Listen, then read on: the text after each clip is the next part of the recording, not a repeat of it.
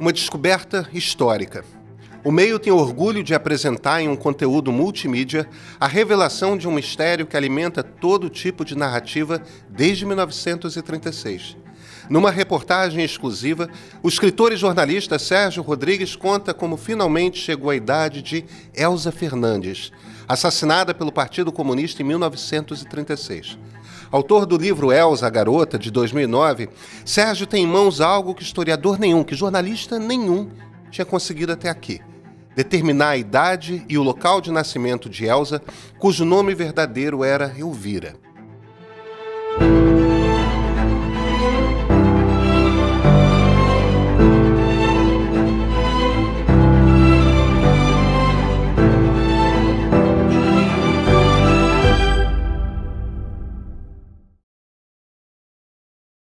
O assassinato de Elza Fernandes, em 1936, transformou uma menina inocente no grande esqueleto no armário da esquerda brasileira. E também na maior prova de incompetência da direita, que fez dela uma bandeira anticomunista, mas foi incapaz de contar sua história direito.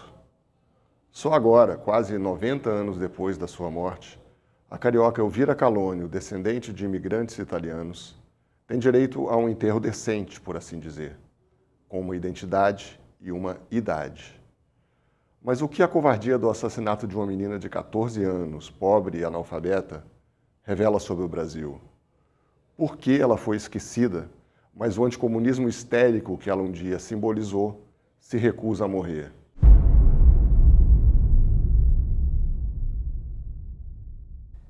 Luiz Carlos Prestes, quem é esse cara? O que foi a intentona comunista? O que é a intentona... O que aconteceu ali? Intentona comunista é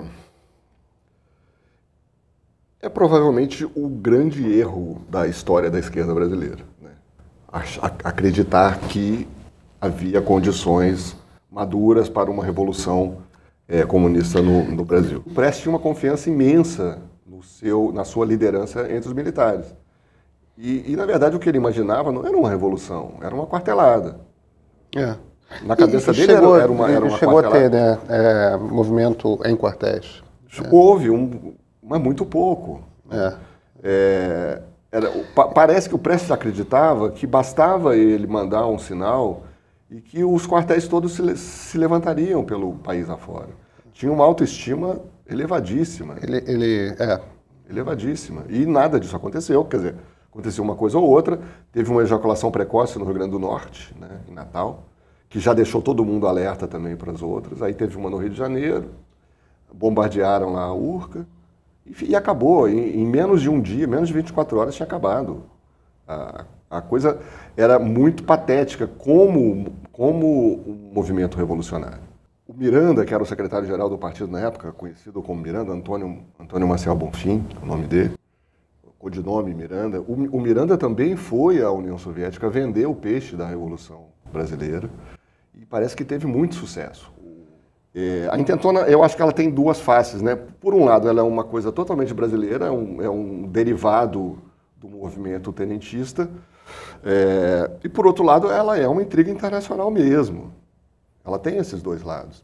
E é curioso que a história contada pelos historiadores de esquerda sempre privilegiou o lado interno, o lado doméstico do movimento. E a história contada por historiadores de direita ou mais conservadores puseram grande ênfase nesse aspecto internacional, que foi o aspecto que a imprensa e o governo Vargas exploraram ao máximo para fomentar um sentimento anticomunista no Brasil, com muito sucesso. Com imenso sucesso. Imenso. Dura até hoje. Até hoje, exatamente. E é ali que nasce esse troço. É ali.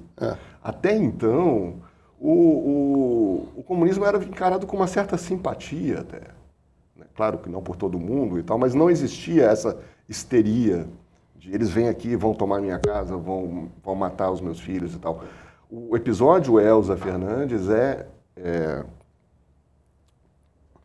crucial, né, nessa história.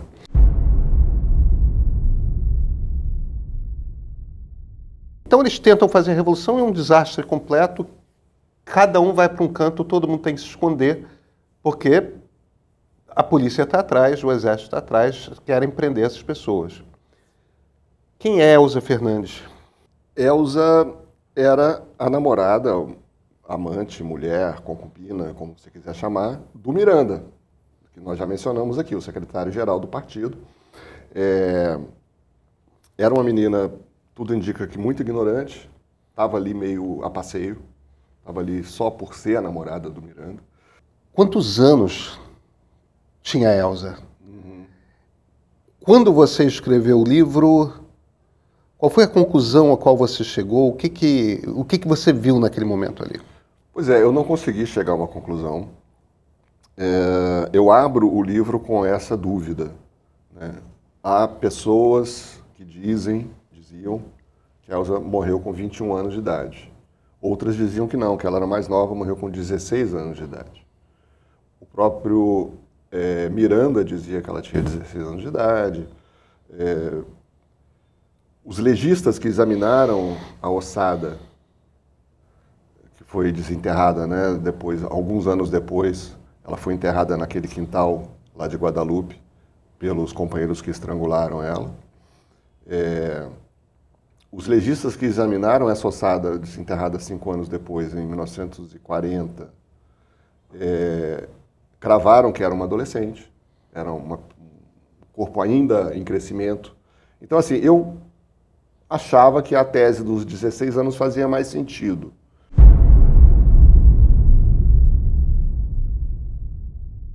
Muitos anos passaram, né? A primeira edição do Elza é de 2009, final de 2008, início de 2009, e eu dava o caso por encerrado. Eu não pretendia voltar a isso. Eu não sou historiador, eu sou jornalista, sou ficcionista e tal. Eu achei que eu tinha feito a minha parte já. Né? E, na verdade, assim, muitos anos depois, essa história volta para mim. Ela me obriga a reabrir o caso, né? Por causa de um leitor do livro que um dia me escreveu, era o dia do meu aniversário, quando chegou esse e-mail. Olha só que coincidência curiosa também, né? Um presente de aniversário, dizendo, descobri quando Elza nasceu. Eu estava fazendo a minha própria árvore genealógica por um hobby. Assim. E no Family Search, que é um site com documentos, o meu objetivo era chegar até algum parente vivo para saber se alguém tinha alguma informação dela, porque ela foi apagada da história, né? Por acaso, eu caí na certidão de nascimento dela e fiquei até um pouco assustado, porque não esperava mesmo por isso. E logo em seguida eu tentei, de alguma forma, passar isso para alguém que pudesse divulgar essa informação, que é bastante importante para a biografia dela. Ela morreu com 14 anos. Nem 16, nem 21, 14. O Júlio encontra nos arquivos os descendentes do Luiz, e a gente foi lá conversar com eles.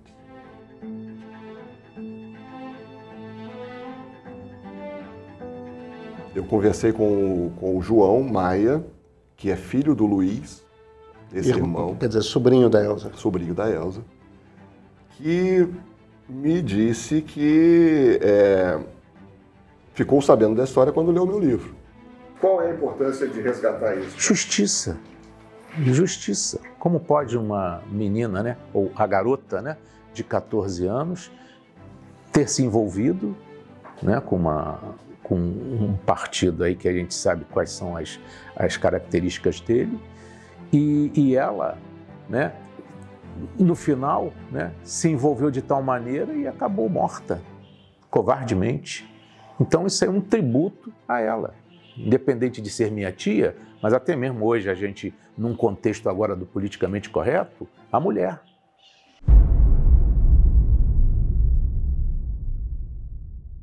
Essa menina acabou nesse clima de repressão que se criou, né, que após o fracasso da intentona, ela foi presa pela polícia, foi solta logo em seguida, provavelmente com a intenção de criar mesmo um quiprocó, de botá-la sob suspeita. O fato é que ela começou a ficar sob suspeita de traição pelos companheiros, né? Você faz parte de um grupo que acaba de tentar uma revolução comunista no país. A revolução deu errado. Cada um vai se esconder num aparelho, né, num esconderijo. Aí uma das pessoas que foi presa, essa menina, que não era necessariamente comprometida com a causa, ou não era, obviamente, é presa pela polícia, de repente é solta e vai se encontrar com você, a gente consegue entender de alguma forma porque Claro, todo mundo achou que... Até porque estava todo mundo paranoico, e o Filinto Miller era o sujeito que começou ali a construir a sua reputação de durão e de torturador. O Filinto Miller era o chefe da polícia do Vargas e era uma espécie de ustra da ditadura do Estado Novo, né? Sim.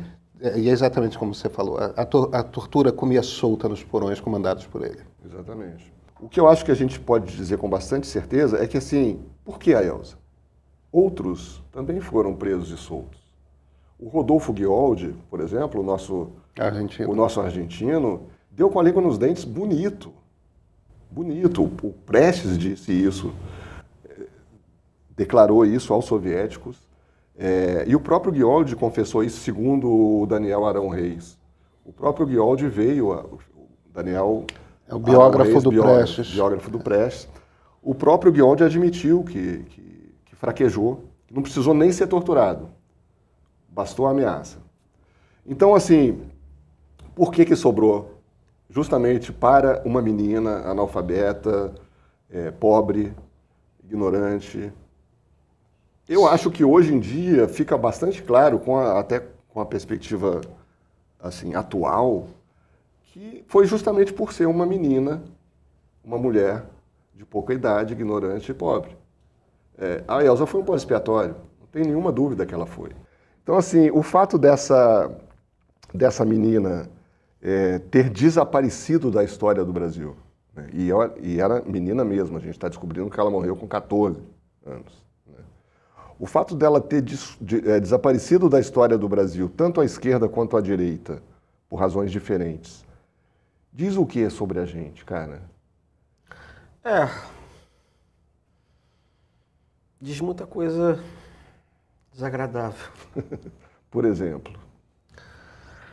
Bom, eu também sou historiador, então eu tenho que fazer um disclaimer aqui para a gente não julgar as coisas daquela época como se fosse hoje, mas isso não quer dizer que as coisas fossem melhores, né? Mas eu acho que isso mostra muita coisa. Em primeiro lugar, durante muito tempo houve, por causa do anticomunismo, a ideia de que... e do próprio comunismo, são ideologias radicais, né? O anticomunismo acaba levando um conservadorismo extremo e os dois acabam achando que os fins justificam os meios. Então a morte dessa menina ela não tem muita relevância, porque o que era essa menina comparado a um campo de concentração de judeus? O que era essa menina comparado com os fuzilamentos dos poloneses pelos soviéticos? Era uma época de tanta matança, tão discriminada, tanta gente morrendo nesse negócio. É verdade. Que o que é uma menina de 14, sei lá, eles não sabiam qual era a idade. Tinha uma espiã ali, que era isso que eu estava falando com você. Certamente era uma Mata Hari. Aí você tinha essa fantasia também de que as espiãs eram sedutoras, eram mortais. Como a Mata Hari, que era a espiã, né, na França durante a Primeira Guerra Mundial, que foi fuzilada. Então acho que você tinha essa versão também de que eram mulheres meio imorais, sedutoras, ao mesmo tempo perigosas, coisas assim. Então eu acho que tem isso por um lado. Segundo, você tinha um machismo danado. Tinha, né? Você tinha um machismo danado. Era pior. E era pior ainda. E eu me lembro de uma coisa engraçada. Eu me lembro da década de 80 ter conhecido um ou outro stalinista na geração do meu pai. E eles eram muito machistas. Eles eram antiliberais. Você tinha uma espécie de um ethos, de uma estética machista, clássica, anticapitalista. Eles não ouviam rock, eles não ouviam nem jazz, tinha que ouvir música clássica, era Wagner, ou era música russa, e era tudo, e tinha que ser filme europeu. e eles eram extremamente misóginos. Todos eles. Tá? Então, eu acho que tem isso também, por esse lado. Então, ela era um nada, era alguma coisa que Era não... um nada. Ela era um nada. Ela era um elemento fácil de você pegar para fazer a prova de que você é corajoso. Justamente porque era mais fraca. Então tem um elemento da covardia também, a covardia política. Né? Porque você podia ter mandado matar o argentino. Alguém importante. Não, você mata uma pessoa que não tem importância nenhuma.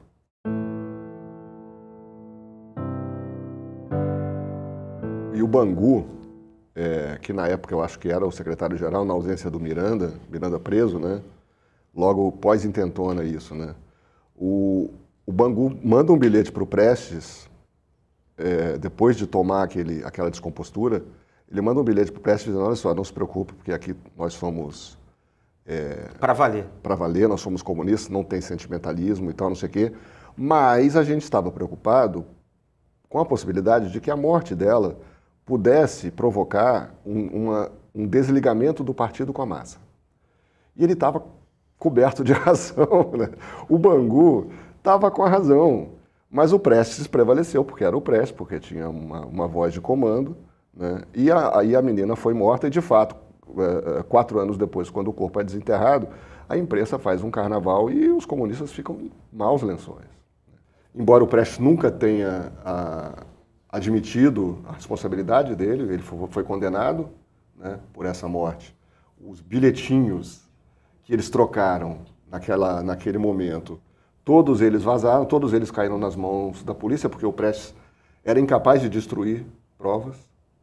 Todas as vezes que estouraram o aparelho dele, tinha um monte de coisa no cofre. Importante destacar, embora o Prestes tenha, até o fim da vida, recusado a responsabilidade, dizendo que foi uma decisão do partido, ele até admite no final que foi um erro. Infelizmente, eu diria, as questões que esse livro aborda, aquele mundo que eu tive que explicar para os leitores como é que era, como é que funcionava aquilo, de repente, hoje em dia é muito fácil explicar, porque é muito parecido com o que a gente está vivendo hoje. Mas eu acho que essa, na verdade, que é a grande razão, no fim das contas, para contar essa história bem, da melhor forma que a gente puder contar. É que no dia em que a gente for parar para contar a história do anticomunismo no Brasil, que é uma história muito mais forte, muito mais profunda do que a história do comunismo no Brasil, o dia que a gente parar para fazer isso, a história da Elza Fernandes, da Elvira Copelo Canoni, vai ter que estar muito bem contada, porque ela é central.